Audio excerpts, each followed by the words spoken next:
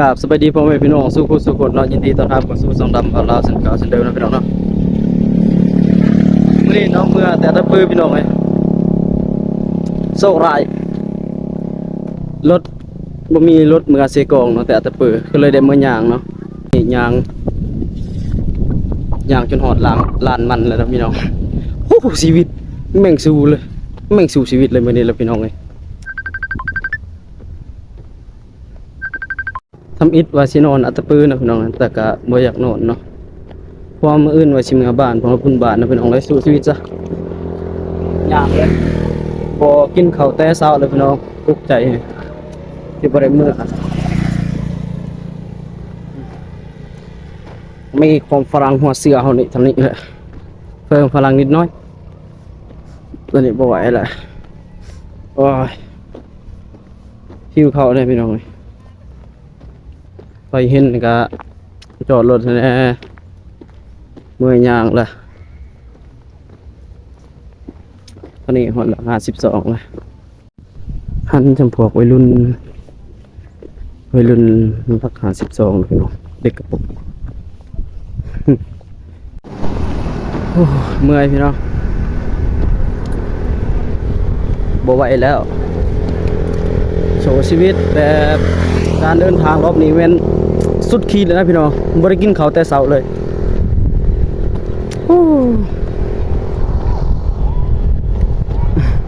กระเป๋าจะเต็มแต่เครื่องเนาะเครื่องหนักแน่พี่น้องเอ้ยกะย่างก็บ่อยากไปปานใดเลยพี่น้องแต่กะสิสู้ไปโอ้รถมาเลย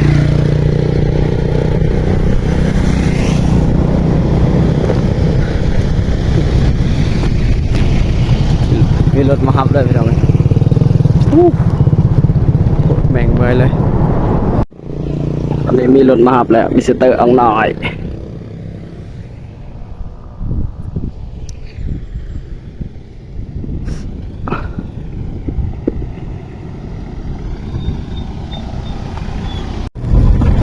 ไปหน่อยเด็ดจัดวะ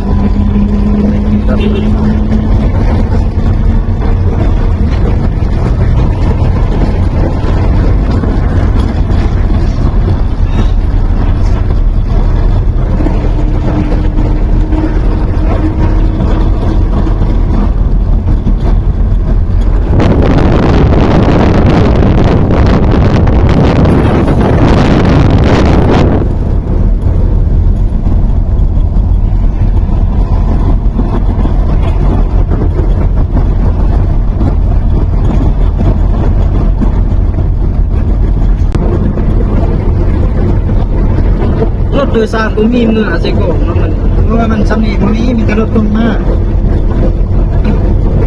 ที่เราเบียดเมื่อเด้ไหนเราเบียดกันไม่ชี้กาเองรักเขาอยู่กาซีเมื่อย่ำกันย่ำนี่ครับต้องออกมาจากคิวมารักที่หน่อยนะอะไรมันเอารักอยู่ในคิวมีแต่รถมีใหญ่เขาออก1 โมง2 โมง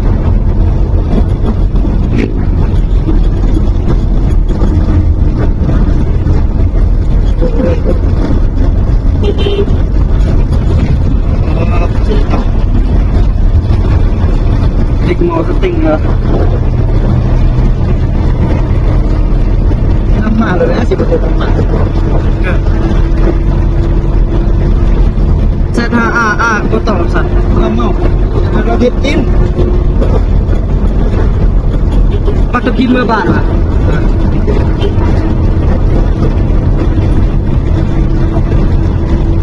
ยังแต่อีแม่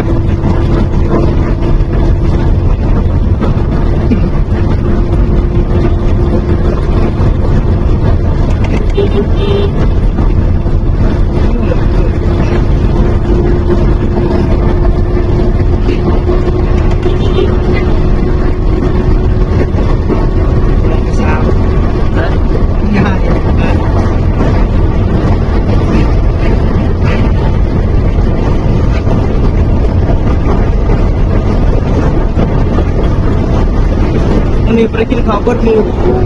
เนี่ยไปกินไม่ต้องกลัวแต่ว่า ตัวแนบนี่บ่ติดนี่จะเซ็นยากได้ซื้อขนมถุงนึง คือบ่โทรหาไป เอาขึ้นว่าจะอยู่จักจึงเลยเนาะ เนี่ยบ่บอก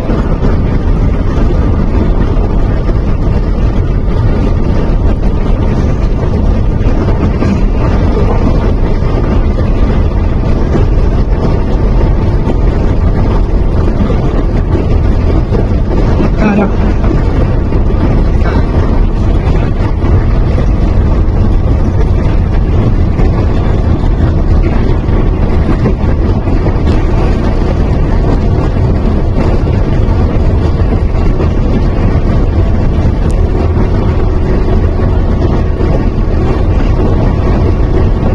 มันเป็นปีใหม่หลายหลาย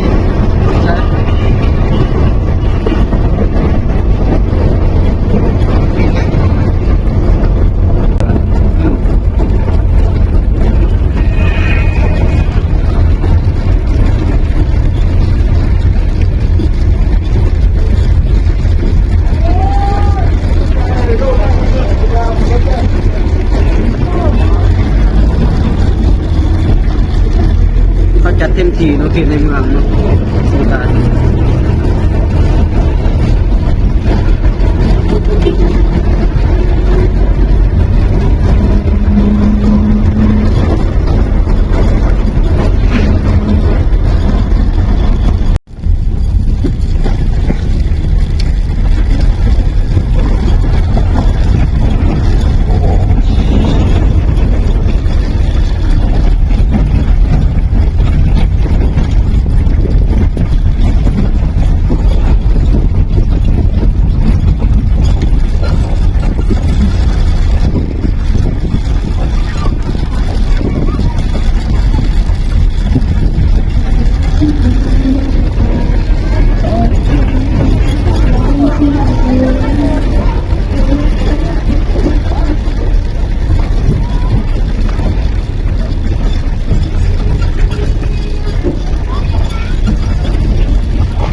โอ้เต็มที่เลยฝนในแถวนี้ก็สวัสดีพี่น้องเนาะคลิปนี้ก็สิจบอย่างนี้เรามีรถไปหับแล้วโอเคอยู่ขอบเสียน้อยเมื่อยสุดขีดเลยมันเลยโอ้จบคลิปนี้